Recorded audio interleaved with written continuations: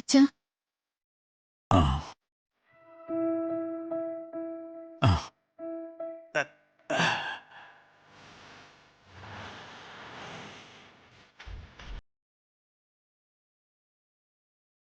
അച്ഛന് വിഷമായോ? ഏയ് സുജാതയ്ക്കും മോനും എന്തെങ്കിലും കഴിക്കാൻ കൊടുത്തോ? ഇല്ല. അടുക്കളയിൽ എന്താ ഉള്ളത് നോക്കിയിട്ട് എന്തെങ്കിലും ഉണ്ടാക്കാൻ നല്ലയോട് പറ. മോശമല്ലേ ഒരു വീട്ടിൽ കയറി വന്നിട്ട് ഒന്നും കൊടുക്കാതിരിക്കുക എന്നുള്ളത്. ചെല്ല്.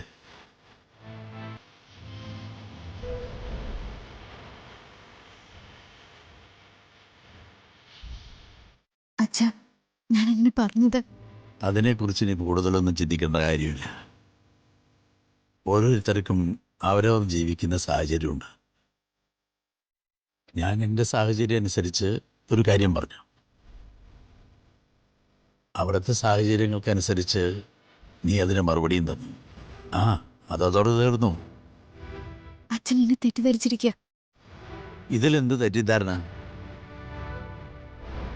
ആളുകൾ കാര്യങ്ങൾ പറയുമ്പോൾ പരസ്പരം മനസ്സിലാക്കുന്നതാണ് ശരി. എനിക്ക് അധികം സംസാരിക്കാൻ പറ്റുന്നില്ല. അച്ഛൻ എന്നോട് മിണ്ടണമെന്ന് തീരുമാനിച്ചിരിക്കുകയാണോ?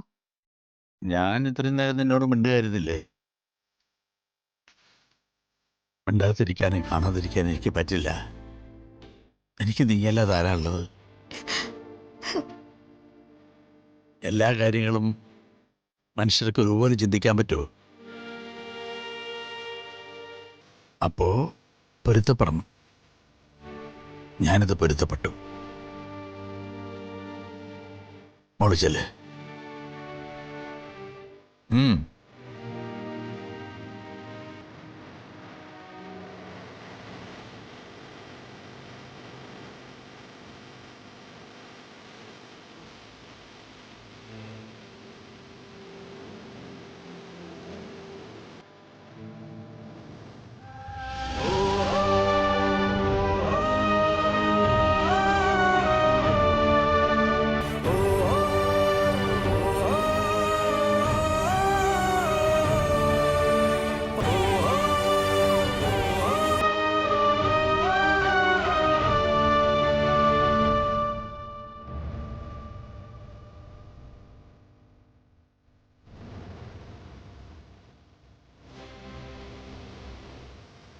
മോളെ,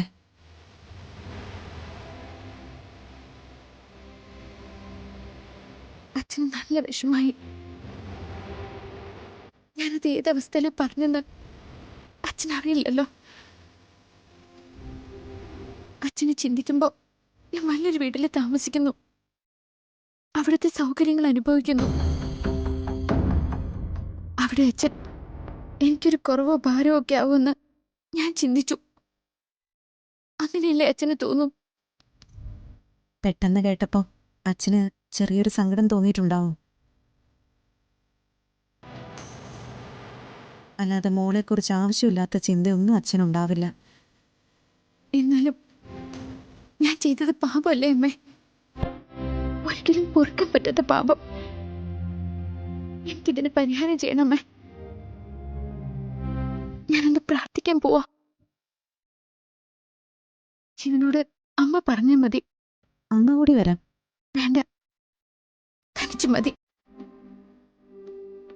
ഞാൻ യക്ഷിമലയിലേക്കാ പോകുന്നത്. യക്ഷിമലയോ? അതെവിടെയാ? ഇവിടെ അടുത്ത പാപങ്ങൾ തീർക്കാൻ വേണ്ടി ചവിട്ടുന്ന മലയാണ്. മോളെ, അമ്മ ഇതാരോടും പറയണ്ട. അച്ഛന്റെ മനസ്സ് നൊന്നിട്ടുണ്ടെങ്കിൽ അതിന് ഞാൻ പ്രായശ്ചിത്തം ചെയ്തേ പറ്റൂ. ഞാൻ പോയിട്ട് പെട്ടെന്ന് വരാം അമ്മേ. ശരി.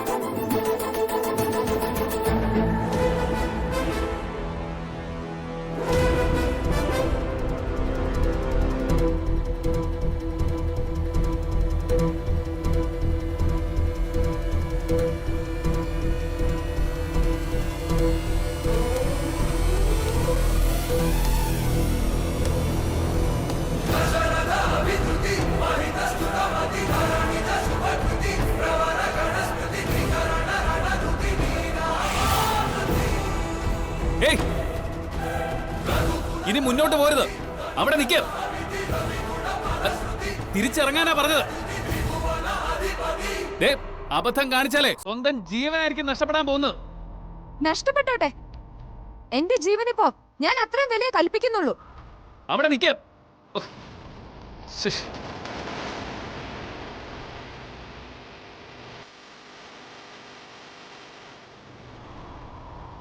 നിൽക്കാൻ. അവിടെ നിൽക്കാൻ. നിൽക്കാനാ പറഞ്ഞത്. നിൽക്കാൻ പറഞ്ഞില്ലേ? എങ്ങോട്ടായി പോന്ന്? നിൽക്ക.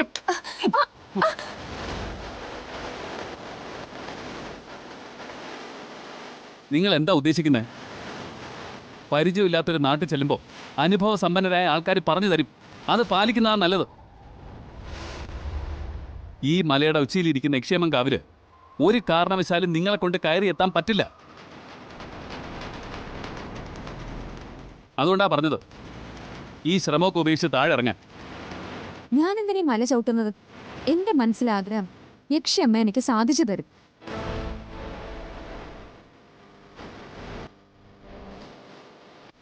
എന്റെ മനസ്സിലാഗ്രഹം എന്താന്ന് ഹരിക്കറിയാലോ. ഞാൻ ഇതിന് പിന്തിരിയില്ല. കാരണം എന്താണോ, ഞാനൊരു അപകടത്തിലേക്ക് നടന്നു കയറുന്നു എന്ന് ബോധ്യപ്പെട്ടപ്പോ ഹരി ഓടി വന്നല്ലോ. അത് യക്ഷിയമ്മയുടെ ശക്തിയുടെ തെളിവല്ലേ? ഞാൻ ഓടി വന്നത് നിന്നോടുള്ള സ്നേഹം കൊണ്ടൊന്നുമല്ല. നാടറിയാത്ത ഒരാള് ഇതിന്റെ മുകളിൽ ചത്ത് കിടന്ന അത് മറ്റുള്ളവർക്ക് ബുദ്ധിമുട്ടാവൂല്ലോ എന്ന് കരുതിയിട്ടാ. ആണോ? എങ്കില് തിരിച്ചു പൊക്കോ. ഞാനിത് പൂർത്തിയാക്കും. ഇനി ചാകേണ്ടി വന്നാലും. പറയുന്നതിൽ എനിക്കൊരു പരിമിതിയുണ്ട്. താഴേക്ക് ഇറങ്ങാനാ പറഞ്ഞത്. ഇറങ്ങ. ഇങ്ങോട്ട് ഇറങ്ങാൻ.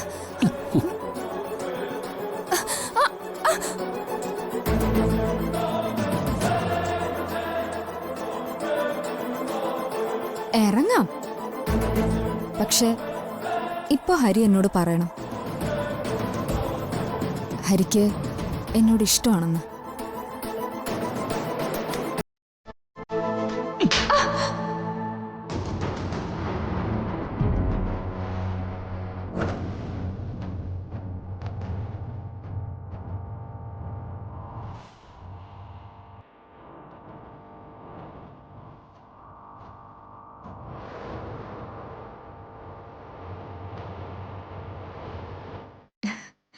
എനിക്ക് പരാതിയൊന്നുമില്ല. എന്തുകൊണ്ടാന്നറിയോ? എന്നെ തല്ലിയത് ഞാൻ ഇഷ്ടപ്പെടുന്ന പുരുഷനല്ലേ. ഈ ചങ്കൂറ്റത്തിലാ ഞാൻ വീണുപോയത്. നാണമുണ്ടോടി നിനക്ക്? ഈ കാര്യത്തിനില്ല. സത്യത്തിൽ ഹരി എന്തിനാ ജീവിതം വേസ്റ്റ് ചെയ്യുന്നത്? ഞാൻ ഹരിയെ സ്നേഹിക്കുന്നു പറഞ്ഞപ്പോ പരിപൂർണ മനസ്സോടെ ഞാൻ ഹരിയേട്ടന് സംയുക്തയ്ക്ക് വിട്ടുതരുന്നു എന്ന് പറഞ്ഞത് വീണയാ.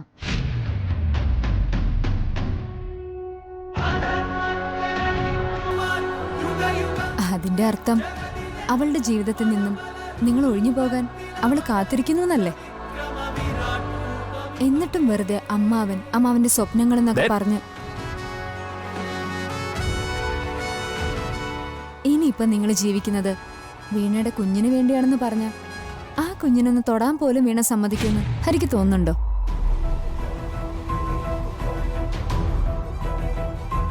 അവളുടെ കുഞ്ഞിനെ അവള് വളർത്തും, അവൾക്ക് ഇഷ്ടമുള്ള രീതിയിൽ. അവിടെ നിങ്ങള് വെറും കാഴ്ചക്കാരനായിരിക്കും. അങ്ങനെ കുറച്ചു കാലം ജീവിക്കും. നിങ്ങൾക്ക് കുറ്റബോധം തോന്നും. നഷ്ടപ്പെട്ട നാളുകളെ കുറിച്ചൊക്കെ ഓർത്ത് നിങ്ങൾ വേദനിക്കുകയും ചെയ്യും. അന്നേ മനസ്സിലാവൂ നിങ്ങൾക്ക് പ്രണയത്തിന്റെ വില എന്താന്ന്. പ്രണയത്തിന്റെ വിലയൊന്നും നീ എന്നെ പഠിപ്പിക്കണ്ട. പ്രണയം എന്നത് നീ ഈ കാണിക്കുന്ന കമ്പോ ആവേശമൊന്നും അല്ല.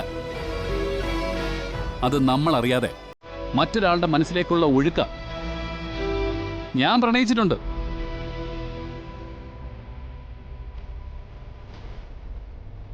ആരെ?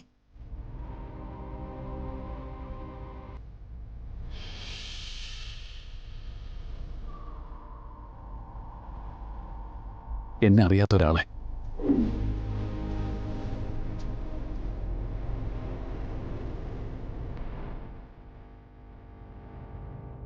പേര് പോലും അറിയാത്ത ഒരാളെ.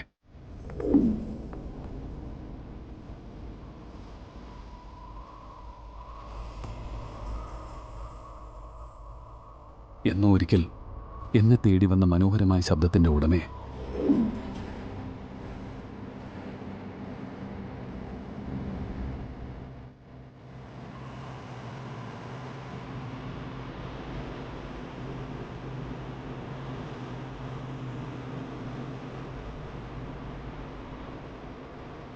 അവളെന്നും എനിക്ക് കാണാനറിയാത്ത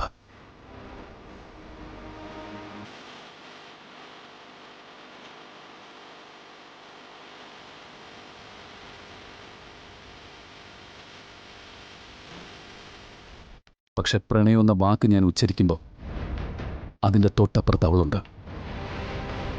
അവളുടെ ശബ്ദമുണ്ട്.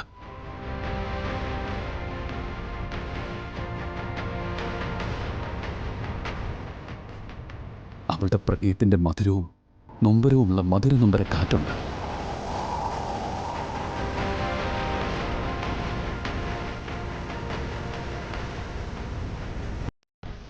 എൻ്റെ മനസ്സിൽ പ്രണയം എന്നൊന്നുണ്ടെങ്കിൽ അതിൻ്റെ അവകാശി അവൾ മാത്രമാണ്. അവൾ മാത്രം.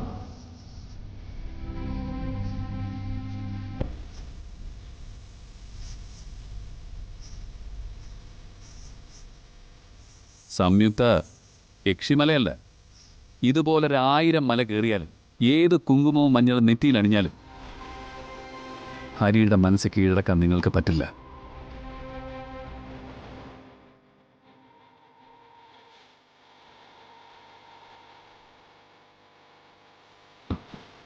വെറുതെ അതിന് ശ്രമിച്ച് അപകടത്തിൽ ചാടണ്ട.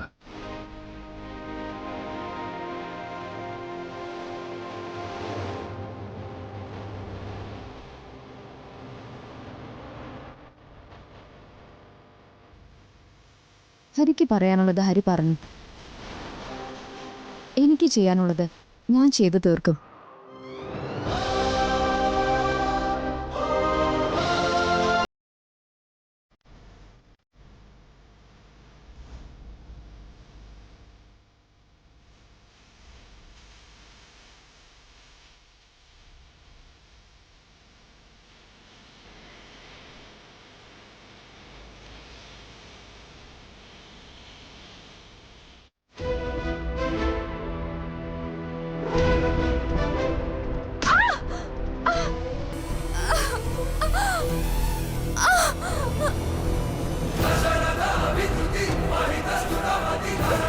ഏയ്,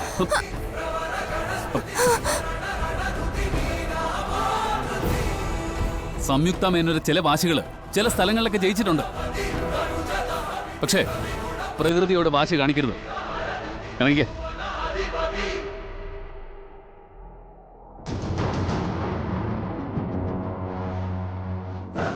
ഇതാണ് അനുഭവമുള്ളവർ പറയുന്നത് കേൾക്കണമെന്ന് പറയുന്നത്.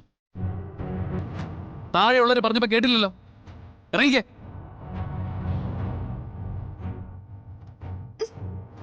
ഇറങ്ങാൻ.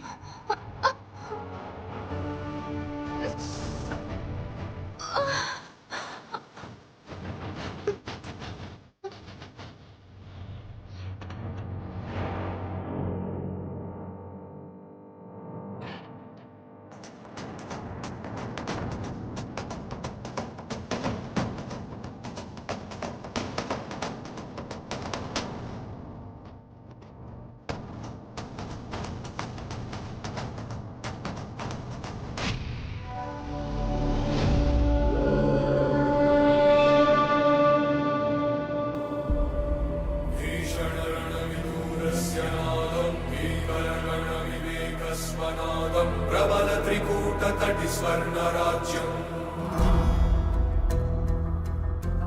कालाबील भयदराहित्यं धर्माचरण विबुध संस्तुत्यं रघुपति चरण शरण बलहारम्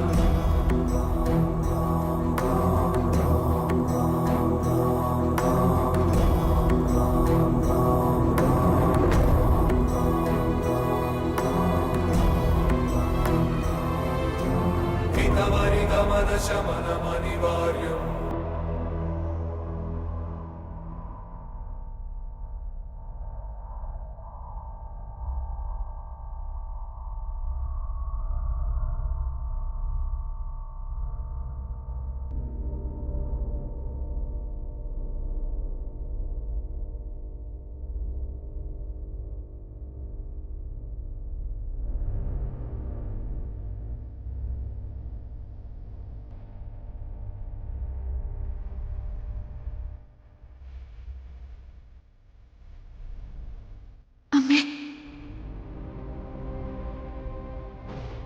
ഒരു കുറവും വരുത്താതെ ഒരു ജന്മം എനിക്ക് വേണ്ടി മാറ്റിവെച്ചതാണ് എൻ്റെ അച്ഛൻ.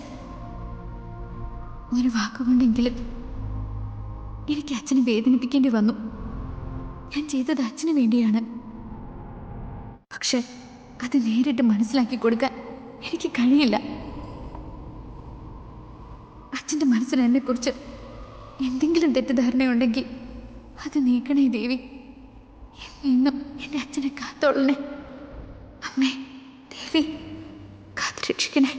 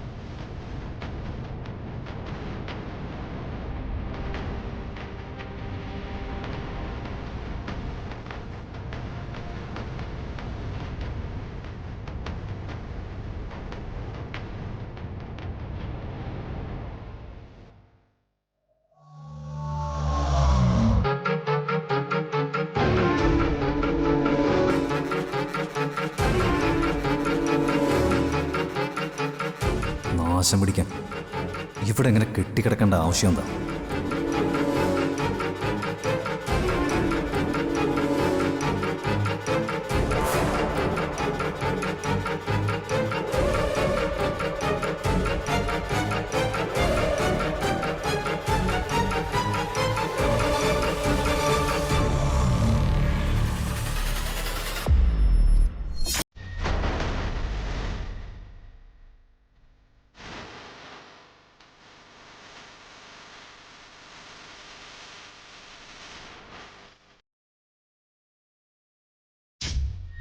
നിത്യമോൾക്ക് അവിടെ സുഖാണോ? ഞാൻ അവളുടെ ചെറിയച്ഛനാ. മക്കളെ വിവാഹം കഴിച്ചയച്ചാ അവര് സുഖമായിട്ടിരിക്കുന്നുണ്ടോ എന്നറിയാനുള്ള ഉത്തരവാദിത്വം കാരണവന്മാർക്കുണ്ടല്ലോ. ഉണ്ടല്ലോ. സുഖാണെന്നുള്ള ചോദ്യം മോളോട് ചോദിച്ച പോരെ? ഞാനൊന്നും അറിയില്ലെന്ന് കരുതിയോ?